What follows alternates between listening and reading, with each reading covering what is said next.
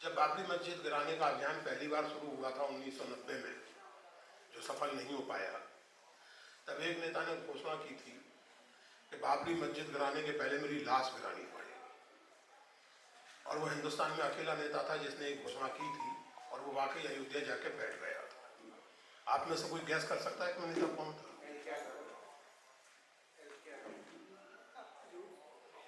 पंडित कमलापति त्रिपाठी, जो सुबह 3 घंटे शिव जी की पूजा करते थे, त्रिपुंड लगाते थे, जनेऊ पहनते थे, और अफवाह यह है कि दिल्ली में रहते थे तो भी उनके उपयोग के लिए गंगा जल बनारस से लाया जाता। इसलिए धार्मिक आस्था और सांप्रदायिकता के बीच में कंफ्यूजन करना बंद करें।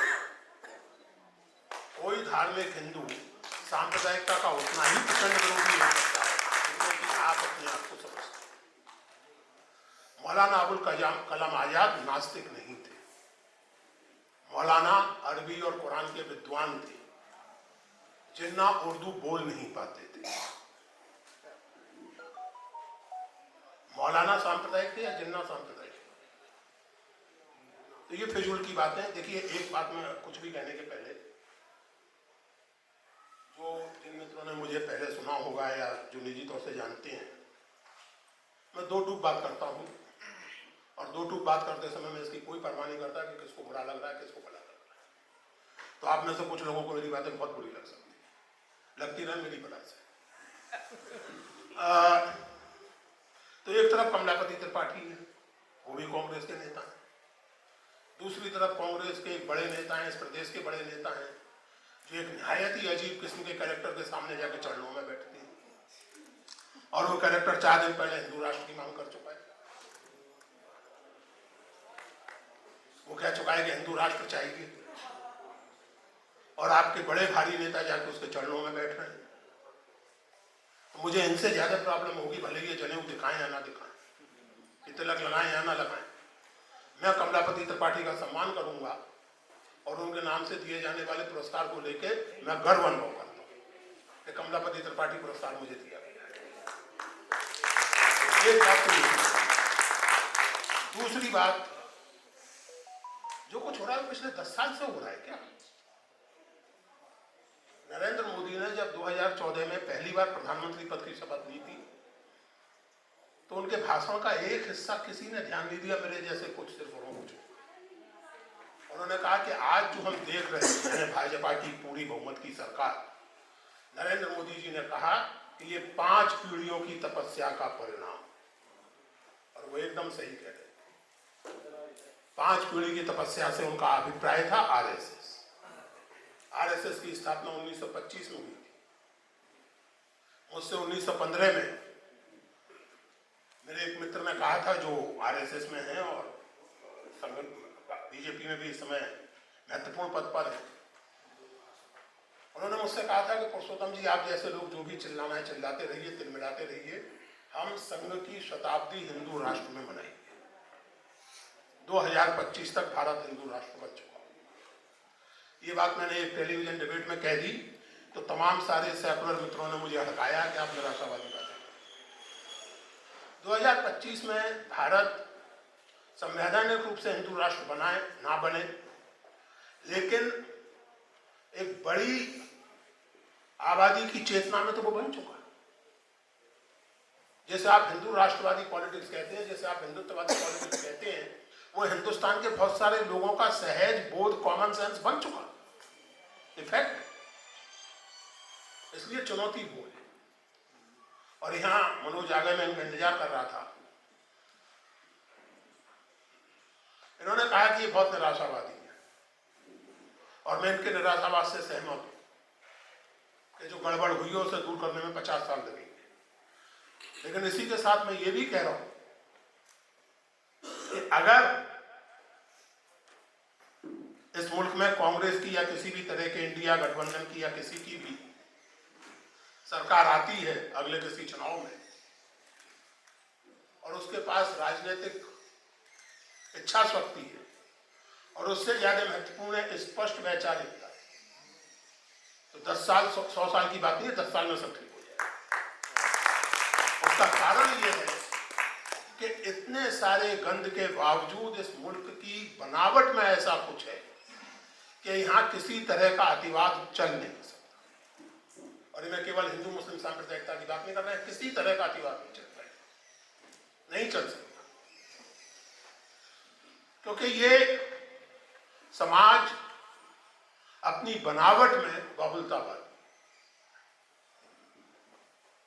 और यहां मैं फिर से कहूं आपसे कि मैं सांप्रदायिकता की और हिंदू मुसलमान की बात नहीं कर रहा। मैं उत्तर भारतीय हूं, मेरी भाषा हिंदी है, मेरा धर्म हिंदू है। दक्षिण भारतीय हिंदू का धर्म हिंदू है, उसकी भाषा हिंदी है, उसका पहनना भी मेरे ढंग का नहीं है। उत्तर भारत के मंदिरों में अभी भी ये स्थिति नहीं है कि मैं पायजामा पहन के नहीं जा सकता। दक्षिण भारत के सभी बड़े मंदिरों में वर्षों से ये नियम है कि मुंडू पहने बिना आपका प्रवेश संभव नहीं। पश्चिम के ब्राह्मण और बनिए प्याज लहसुन बर्दाश्त नहीं कर सकते, पूरब के ब्राह्मणों को मांसाहार में कोई खास दिक्कत नहीं है। दयानंद सरस्वती लाहौर में अपने होस्ट पर उखड़ गए थे जब उन्हें 2-3 दिन तक मांस नहीं मिला था, क्योंकि बेचारे जो अतिथि सत्कार कर रहे थे उनको लगा स्वामी जी हैं, शाकाहार करते होंगे। विवेकानंद ने कहा कि स्वामी तो हूं लेकिन बंगाली भी हूं, तो चलेगा उसके लिए। तो ये इस देश की इनहेरेंट विविधता है। दूसरी बात, इस देश में और इस समाज में गजब की आत्मालोचना का सेंस है, और आत्मालोचना का ये सेंस हमारी परंपरा में रहा है। हम बहुत बात करते हैं ब्राह्मणवाद की, जातिवाद की, फलावाद की, ढिकावाद की। इसकी आलोचना भी इसी समाज के लोगों ने की। कबीरदास जी यूरोप से नहीं आए थे, तुकाराम मार्क्स से नहीं पढ़ते, और ज्ञानेश्वर तो जन्म के भी ब्राह्मण।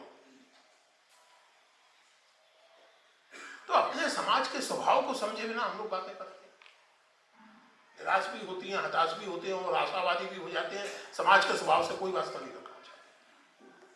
ऐसे कैसे चलेगा?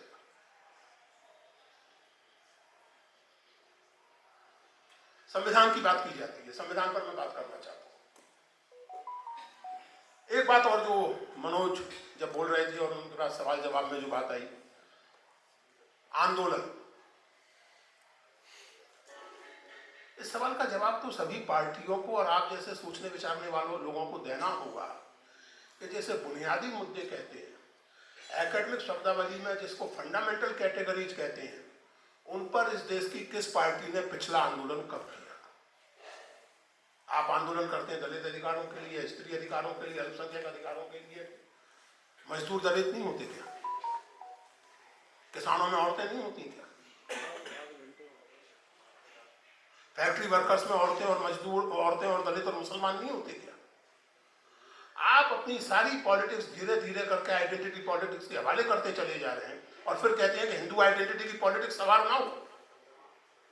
भाई दुनिया भर की आइडेंटिटी पॉलिटिक्स चलेगी तो हिंदू आइडेंटिटी की पॉलिटिक्स क्यों नहीं चलेगी? तो जब तक आप अपने पॉलिटिकल प्रस्थान बिंदुओं पर पुनर्विचार नहीं करेंगे, कैसे आप इन चीजों से निपटेंगे? भारतीय संविधान, ये याद रखने की बात है, जानने की बात है। और एक और बात आगे बढ़ने के पहले, व्हाट्सएप, अरे भाई व्हाट्सएप पर आप लोगों के पहुंचने में कोई रोक लगा रखी है क्या किसी ने? व्हाट्सएप का ऐसा कोई नियम है कि केवल जनसंघी व्हाट्सएप का इस्तेमाल कर सकते हैं? ऐसा कोई नियम है क्या? ये काम इसलिए करने का है और ये तभी संभव है जब आप लोगों के मन में पॉलिटिकल संस्कार गहरे में बैठाएं।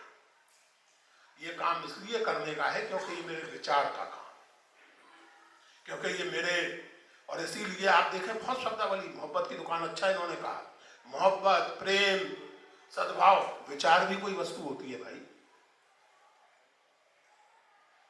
इंसान के चित्त, वैसे तो दिल को केवल पंपिंग मशीन है, केवल मुहावरे की बात है। अच्छा बुरा, प्यार, मोहब्बत, नफरत, जो कुछ होता है वो यही होता है। बाकी सब मशीन है, सारा से चलता है यहीं से, ड्राइवर यहीं होता है। इस पर आपका ध्यान नहीं है, विचार का कोई महत्व नहीं है।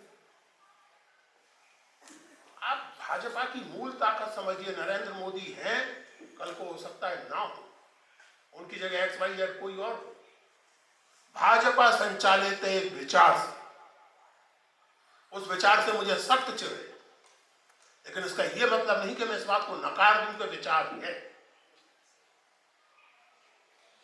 आपके पास हिंदुत्व और हिंदू राष्ट्रवाद का मुकाबला करने के लिए कोई विचार है क्या? ये सवाल कांग्रेसियों को अपने आप से पूछना चाहिए, क्योंकि इसी सवाल में दूसरे सवाल का जवाब निहित है कि नेहरू से इतनी नफरत की।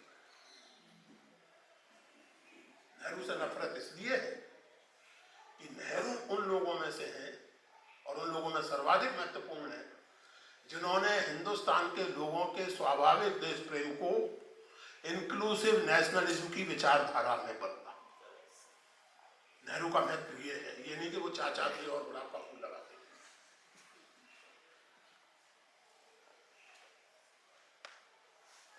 आप पढ़िए नेहरू को, हिंदू कम्युनलिज्म की आलोचना करते हैं, मुस्लिम कम्युनलिज्म की आलोचना करते हैं, हिंदू महासभा को आलोचना करते हैं, लीग की आलोचना करते हैं, दोनों को एंटी नेशनल कहते हैं। लीग एंटी नेशनल है, हिंदू महासभा एंटी नेशनल, क्योंकि नेशनल होने का मतलब है हिंदुस्तान की इंक्लूसिव ट्रेडिशन और कल्चर पर आधारित नेशनलिज्म का समर्थन। सो फार है जवाहरलाल नेहरू। अब आज आपके लिए तो नेशनलिज्म शब्द तक अछूत हो गया। आपने तो नेशनलिज्म थाली में धर के उनके हवाले कर दिया, जैसे सरदार पटेल कर दिए, जैसे गांधी जी कर दिए। और वो तो नेहरू में इतने कांटे लगे हुए हैं उनके हिसाब से, वरना आप तो नेहरू को भी कर चुके होते अब तक। नेहरू को तो वो संभाल नहीं पाएंगे, इसलिए कुछ करते नहीं है, करने की कोशिश नहीं करते। और आप तो अपनी उनको छोड़ चुके, बेकार की बात है। देखिए, फिर मैं कहूं, जिसे बुरा लगना है लग जाए। You have discarded Nehru as a matter of fact.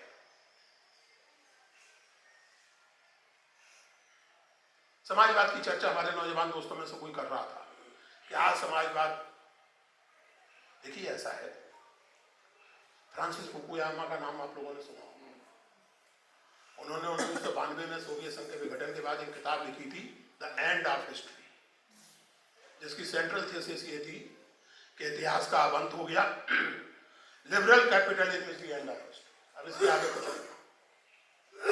वही फुकुयामा 2017 में आइडेंटिटी पॉलिटिक्स पर लिखी अपनी नई किताब की भूमिका में कहते हैं कि अगर सोशलिज्म का मतलब नेचुरल और सोशल रिसोर्सेज का जस्ट डिस्ट्रीब्यूशन हो, तो समाजवाद का भविष्य है, होना चाहिए, समाजवाद को वापस आना चाहिए।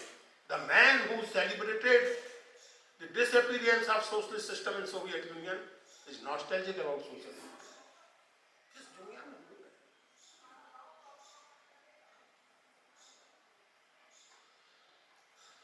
नेहरू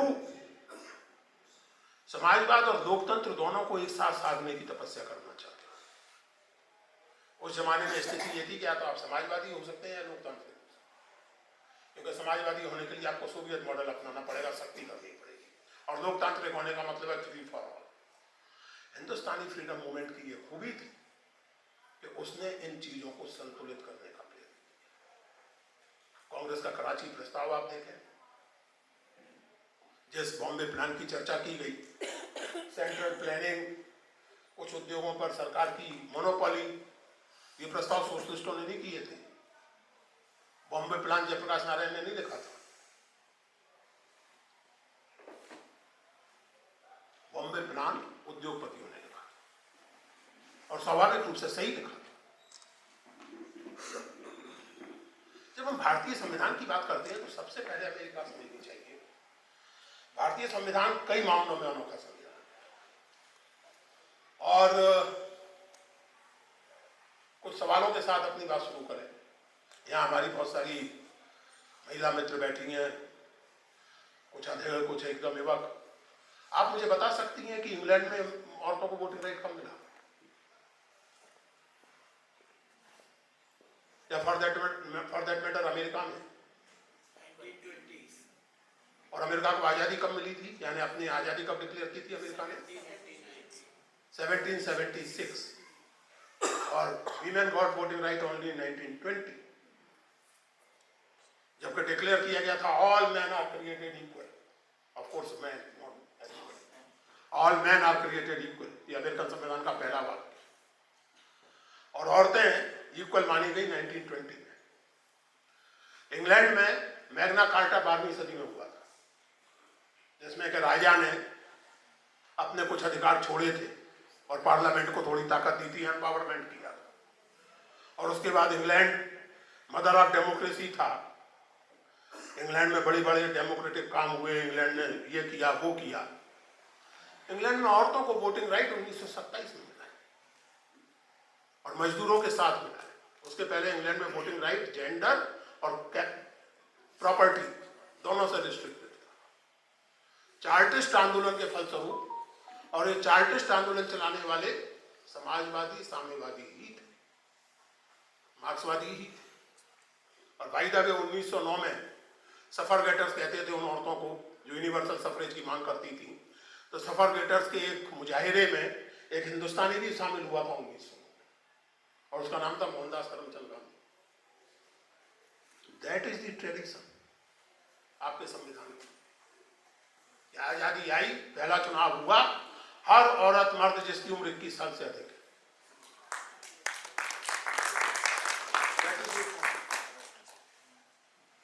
ग्रीस, जिस पर यूरोप के लोग गर्व करते हैं कि साथ डेमोक्रेसी तो यहीं से शुरू हुई है। मॉडर्न ग्रीस में औरतों को वोटिंग राइट 1952 में।